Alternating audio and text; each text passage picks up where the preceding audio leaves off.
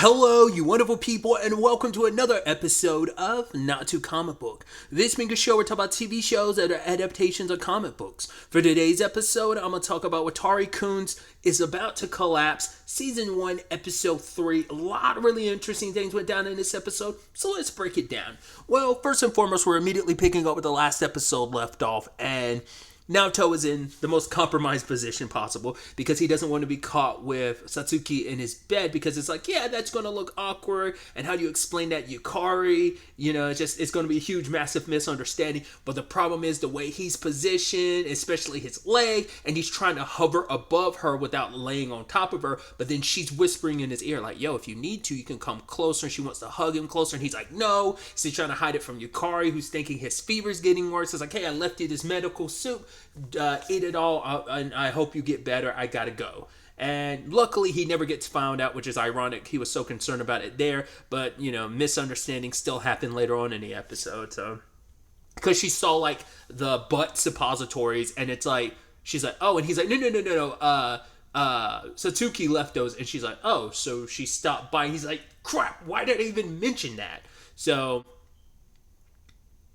luckily, you know, Satsuki's, you know, obviously she does like him and like she likes messing with him because she knows it. I think it's almost a thing of she almost likes how like annoyed he gets because I think it makes her feel like whatever you're feeling for me is genuine. I'd rather you feel annoyed than nothing. And maybe it's like I'm gonna slowly chip away at what issues you had for me because of what happened 6 years ago. I'm gonna slowly worm my way in your heart little by little, messing with you and teasing you because I like seeing you in this position and it just reminds me of who you are. But it's like, fine, I'll leave. But then you have Yukari like going to like a temple or whatever and praying because she's like, wait, Satsuki and him are just friends, right? But still, like, she's like, no, I don't know why I'm getting so caught up in that. But she's like, right, I just hope that he gets better. So while he's still in the process of recovering, he's chowing down on the soup she made him. At first I thought it was just like, oh, the soup was just terrible because maybe Yukari can't cook. It's like, no, she can. It's just this is a heavily medicinal like soup, so it makes him want to vomit. But he's like, yeah, because she went through the effort to make me this, to make me feel better, I'm gonna eat everything. It seems like it worked because he recovers pretty quickly. But when Suzu and Satsuki are dealing with the garden, more so Suzu is eyeing Satsuki because once again she gets very overprotective when it comes to her brother specifically. It doesn't seem like it's people, it's specifically girls. And it's, once again, it's not like, I don't think it's like everything of like, oh, I'm in love with my brother. It's more like, I love my brother and I want him to spend more time with me and I want to spend more time with him. It's almost like, I want to be the only woman in his life, but not in like a romantic way, just more so like the more time he's like, he's focusing on other girls. I want me to kind of be his only focus. And that's something she is kind of coming to terms with. It's the interesting parallel because obviously she's struggling because she's like, I don't want to bother my brother. I don't want to be a burden to him. But it's like, no, your brother will actually get better if you're around him. And she's like, oh, she's pulling up some plants. It's like, oh, Satsuki's like, don't pull those up. Those are basil. It's like, but they're getting in the way of the tomatoes. She's like, I planted those there specifically because they kind of work in tandem with each other. Like they keep the other pest away while also naturally having this symbiotic relationship of both of them feeding off of the nutrients. So you kind of need both to grow, being very reflective of like Suzu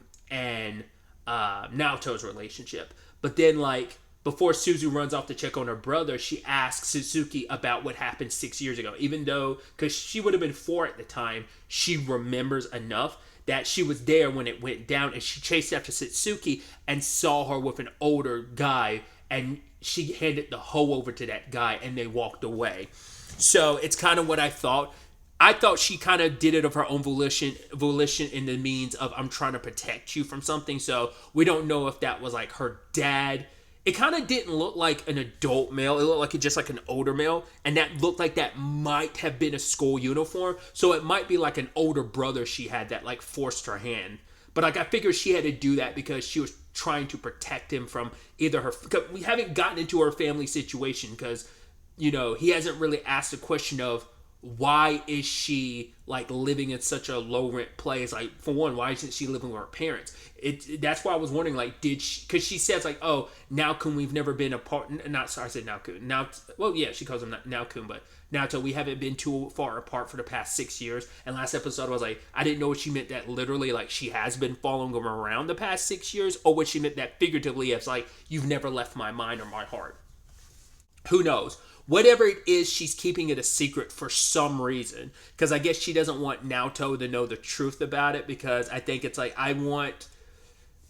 there's got to be something there. There's got to be something. Because for her not to want him to know the truth, like, why would him knowing the truth be an issue? Unless it's something that it didn't go away. Whatever that issue is, it will persist if he's around and if he asks too many questions. Because maybe this might also tie back to his family in some shape or form. Because the garden wasn't just his garden, it wasn't just something him and Satsuki were working on. It was something his entire family worked on. So this might be like, I don't know if it's like some Romeo and Juliet-esque, like our families are feuding type of thing. And maybe Satsuki knows some stuff that might tie back to like why there's resentment between maybe her family and his, and she doesn't want to unearth that because it's like, it's not my place to bring up some stuff about your mom and dad, especially considering your mom and dad aren't around to defend themselves or explain themselves.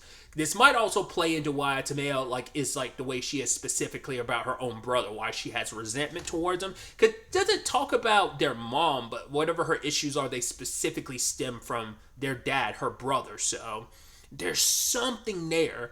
I'm just not quite sure what. Like I said, I'm assuming that guy is like an older brother, but it could be like maybe an uncle, or it could actually be her dad. I don't know. Because I don't know what I can only, my only guess is like it might have something to do with the garden, why they specifically went out of the way to destroy it, but also it was meant to her show like I don't care about him or his family. This way I'm destroying and burning that bridge, so you don't have to worry about like leave him and his family alone because it's got nothing to do with us. Because didn't his family die in an accident? So not unless we find out there's something a little bit more. That might also tie in it too. Not unless she finds out like someone in her family's responsible for his parents dying or something like. I don't know how far and how dark this story potentially could go. So, but because of whatever it is, she's telling Suzu not to say anything. It's like, you haven't said anything to your brother, right? You were young at the time. You were mistaken. You're just being silly. There was no one there. And she's kind of a little scary towards Suzu, and Suzu accepts it. But she remembers running back to her brother. He's like, I don't understand, like why would she do that? And before she could say anything, she remembers how she felt at the time. It's like, when I was that young, I wanted to spend time with my brother, but he got so caught up hanging out with Satsuki, so there was less time with me. So when the time came, I didn't say anything. All she said was like, I promise, no matter, even though everyone else leave you alone, I'll always be by your side. And she regrets that now because she looks back on it. It's like, I'm sorry, Satsuki. I could have made it so you and my brother probably could have stayed in touch and maybe could have maintained some relationship, but I was selfish and I didn't want to give him up. And it's really sad that how that situation's come about. Like, once again, it's like Naoto and Suzu, like, once again, they've kind of had this very codependent relationship, but she had it from such a young age. I mean, once again, it's like, you're my friend. I mean, we haven't really dived into it too much of like how many friends she does have at school. We heard last episode the friend that she took home with the umbrella and stuff, but still, like, the fact is she latches onto him so much. And even Naoto, like, we only know him to have, like, really one friend he pretty regularly talks to. I mean, we see him interact with some of the other students, but, like, what's his name? I had to look it up to make sure. I think it's Shige Nobu. I think his last name is, like, Toki, maybe. He seems like the only person that Naoto talks to on a pretty consistent basis. Like, the other guys were gathered around him telling him, like, yo, you've got no chance with Yukari, so you might as well give up. That's it, but I don't know like how close he is with those guys. They are like nameless like fellow students. Shige Nobu is like the only one we know definitively his name. But obviously, the next day he does go to school because he is better, and him talking about like, Yukari obviously starts irking his sister's nerves. But it's a situation of, okay, I'm going to be a little more independent, so I got up early, got ready fast, but that means I will on occasion still be a little childish so that you will have no choice but not leave me behind. It's like, regardless of it, he's never going to fully leave you behind, but she's trying to be a little more like letting go and letting him like, not be so like clingy to him. So, but yeah, Naoto goes to school and his buddy tells him, like, apparently he's known Yukari since like elementary school, and he talks about the fact that she was always like popular with people. He's like, if it was just like scouts or like people who are major fans of her, that was one point in time, but he's like, there comes scary elements to it too, which, Naoto never gets any specifics on that. Because even later on, Shigenobu was like, she has some complicated circumstances, and I'm curious, like, what those are. Like, what could that be? Because Naoto's hearing how all these guys are talking about Yukari, about like, oh, she's so pretty, and basically her bust size. And so later on, he runs into Yukari because he's thinking like, right, I have no shot with her. She'd never be interested in someone like me.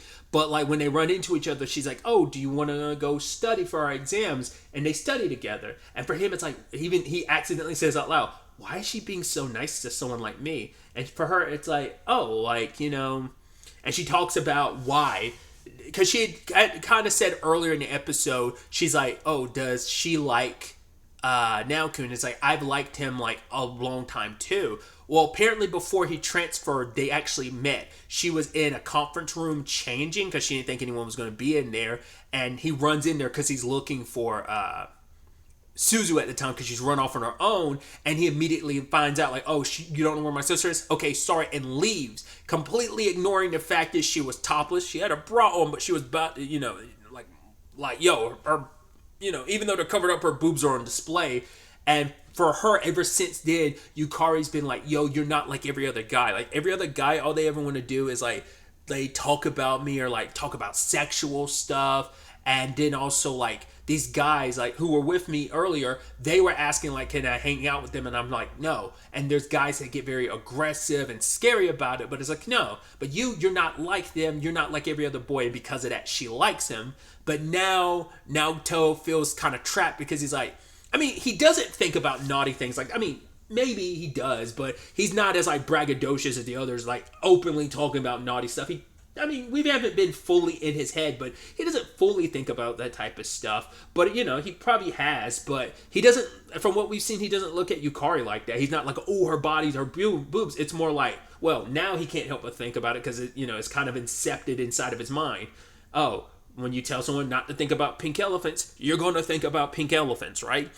And so for him, it's just like he likes Yukari, but now he's thinking like, right, that's the reason why she likes me. And even him talking to Shigenobu, who was like, I don't think that's quite what she was saying, but that's how he's internalizing it. And it's like, okay, I've got to be pure of heart to basically maintain the image that Yukari has of me.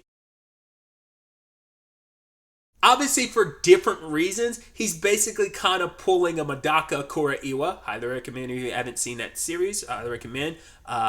Season 1 is done. Season 2 is going to drop at some point. I assume sometime next year. I'd assume there's no... I checked just now just to make sure there is no release date, at least from what I was Googling. I should also... fully say like the title of the series in case you are curious of checking out. Madaka Kuraiwa is impervious to my charms. But anyway, tangent and all aside, like he kind of tries to be pure for very different reasons. Why? And he tries to fight any like quote unquote impure thoughts. But like it's kind of like almost the inverse of Madaka, who's like, oh, like I'm working towards something, so I have to be pure and get rid of any impure thoughts. Whereas in Naoto's case, it's like, yo, this person likes this because they think I'm this way, so I have to be impure. So it's just interesting conundrum he finds himself in. Also, it's interesting too, the little bit where like Satsuki shows up because she's like, oh, like, what did she say? She made a remark essentially of, I think, implying like you don't have to try that hard. Because she could clearly see, like, Yukari likes him, and it's like, you don't have to actually try too much to make her like you, so you're kind of going above and beyond. But it's like, oh, and his buddy's like, yo, you two are around each other a lot. Like, are you dating? It's like, no. And then just because she knows exactly what he's going to say, they both say at the same time, we're just childhood friends, and they literally slurp their noodles at the same point and way, too. So it's like, yeah. I don't know if they are just that in sync in general, because they are kind of alike, because they hung around each other so much when they're younger, or if that was her just trying to like twist the knife a little bit more by literally saying like, I know exactly what you're going to say and I'm gonna copy your actions, just to kind of, like I said, twist the knife more. I did skip over the fact is like after she left from their study session, she ended up running into Satsuki, and it's like, oh, were you supposed to meet up with Naoto? And she's like, no, I'm just waiting here. And that kind of stuck with Yukari because she's like, it's pretty obvious on her front where it's like, okay, Satsuki obviously likes Naoto, even if he thinks they're just friends. But for her, it's like, that doesn't change anything. Like, I'm gonna work harder to be brave because there's something I have to tell him, something it seems like she's never really talked to anyone about, and this might like doubt and like connect to what Shigenobu was kind of like referencing about like, okay, there's something else going on in her life that she's dealing with. But our boy Naoto was going through it at night because he's trying to study a little bit, but then he's trying not to think about Yukari and her body, and then he starts thinking about Satsuki. He's like, nope, I can't do that. Oh, if only it was Yukari. Then he starts imagining it was Yukari that was under him. He's like, no, what am I doing? And then he turns his head while he's doing all this stuff, like thrashing around and being loud because he's not keeping all this in his head. And lo and behold, I love how that's animated and it's so creepy with his sister just staring at him, kind of glaring at him, and her eyes are reflective, like yellow. It's just like she looks so scary like that. He's just like, I'm gonna get up and go to the bathroom. And because of that, he hasn't been able to get any sleep because he's like overthinking everything. And Satsuki and Suzu are like, yeah, he's acting weird. And so Satsuki like says like, hey, exams are coming up, and he accidentally sprays her with water, and it's just kind of like, oh boy, everything's wrong. They go to school. She kind of implies like, yo, I had to take my underwear off because they were wet. And he's like, wait, using a washing machine at my place, did you not go and get more underwear? She's like, nope. And he's like, what about the wind? Like, what if someone sees? And she's like, well, it's like, we're mainly going to be sitting down, so it'll be fine. So he's stressing about that, trying to balance things with Yukari because he's like, yo, I don't want her to kind of misconstrue this situation, but I've also got to be watchful because, like, I don't want Satsuki to be in a compromised position. So I was like, what do I do? So Yukari's like, hey, you want to go do something fun? We're not just studying. We're not doing this. We're going to have fun. Hey, and to kind of, extend that bridge, we can bring your sister, because Yukari also appreciates the fact is of like, I think it's so sweet that you go, like, your sister is so important to you, like, because he was like, yeah, I'm trying to like, try to make it so that we don't rely on each other too much, but she's like, no, I don't think it's a bad thing. I think it's kind of a good thing and sweet that you're so like protective of your sister, because it also goes back to that memory of like how far above and beyond you were willing to go, completely ignoring the fact that you kind of walked on me changing because you were so focused and dedicated to your sister. I mean, even to this point in time, he's like, I actually don't remember at all because I was just so like in panic mode looking for his sister, because that would have been, once again, whenever he transferred here, so that wasn't that long ago, so it was already after he lost his parents. So he's very like, yo, Suzu, I can't, it's my responsibility, it's the only family I've got left to some extent, because especially at that time, like where him and Tomeo stood then versus where they kind of sort of stand now, he just, like I brought it up last episode, he feels like these familial situations are like, well, we're not really close as a family, like these relatives, like even though you're my aunt, you're my dad's sister, like we're not really particularly close because the family situation being what it is. So I look at all these, layovers as just layovers. They're not like permanent situations. Like it could always go up at any point in time. I talked about that a lot heavily last episode. So just kind of showing you like his mentality then versus now. So that's why he was, he's easing up a little bit, but why he'd still probably like react the same way now, but I think it would have been a lot worse then because he held so tightly to Suzu and she did the same in turn. But either way, while he's trying to like focus on the Yukari of it all, Satsuki's like, the wind blows, some skirts go up, he grabs her and hugs her in front of everybody. So Yukari's kind of like looking at it like, oh, okay, so maybe I did misconstrue the situation. I knew she liked you. Maybe you like her more. Or maybe it feeds into the whole like, oh, so you are just like every other guy. And so things are kind of awkward now. Because I guess also probably Yukari doesn't want to be around him and let him see how jealous she is. Because she probably doesn't want to seem like the jealous type, So, but all Satsuki can say is, oh, first and foremost, you didn't have to worry because I'm actually wearing your underwear underneath this. And so, but she does appreciate it. It's like, yeah, it's still kind of nice that you went that far. And once again, it is kind of messed up because it's like, yeah, he went that far because he thought you weren't, because you specifically left him thinking you were going commando because you like messing with him. But knowing like, oh yeah, but when the time comes, despite your issues, the fact is you'd come to my defense wholeheartedly, that you would defend my quote unquote honor like that. So a week goes by, him and Yukari haven't really spoken since then because things have been awkward. And he's done terrible on his exam. So it's like, cool, everything's kind of going wrong.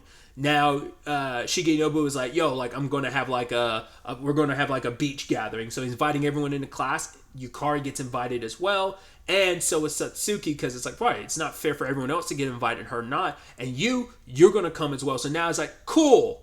I'm going to be in a situation where like, hey, maybe I could use this as an opportunity to make things right between me and Yukari. Oh yeah, the person who ends up being like the domino that sets off like this misunderstanding and complicated things is also going to be there too. So more opportunities for her to kind of, in his mind, probably say like, screw me over, cause more misunderstandings. So Naruto continues to be in quite the predicament. So it's going to be interesting to see where this whole beach, hangout adventure takes them, and how you definitely know that Satsuki's going to use it to her advantage. But it does make you wonder where things are going to stand between Naoto and Yukari when it calls. And will he be able to apologize? Will we kind of see where she was coming from?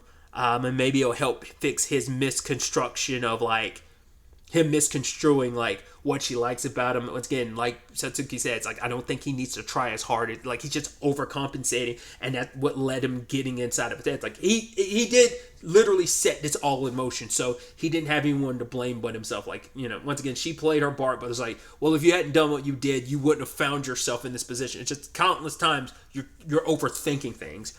In traditional, romantic comedy, shonen, cliche standards, so it's going to be interesting to see where the next episode takes us going forward with all of this. But really, that's all I want to talk about. So the next time we meet, be happy, be safe, live life to the fullest, and enjoy it. Good day and goodbye.